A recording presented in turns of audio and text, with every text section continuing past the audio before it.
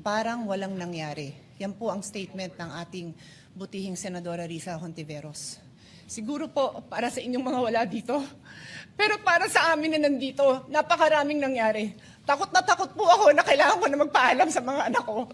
At yung staff ko, 2 pintuan ang pagitan ko sa putukan. Yung staff ko na si Claire, na 20 years na sa akin, nandun siya sa labas. Siya sa 12-year-old son. Kinuwento niya sa akin late na tumatakbo siya, hindi niya alam kung saan siya pupunta. Kaya para sabihin niyo na walang nangyari.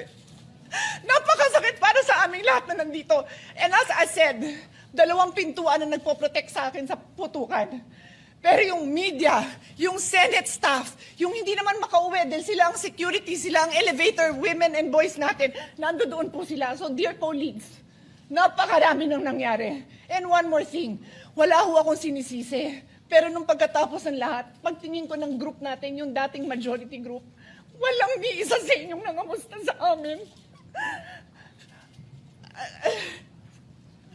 Some of you I've known for 20 years, 10 years, and I didn't even hear any of you say, kamusta na kayo dyan?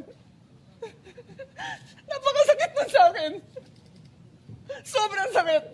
So yun lang ang masasabi ko. Yes, I am very ready to share my story, to ask questions. Pero kung wala ho kayo dito, huwag niyong questionin yung mga nangyari sa mga nandito. Dahil nandito kami, kasama ng staff. Staff namin, Senate staff. You have your own story. I respect that. But please respect my own story. Thank you, Mr. President.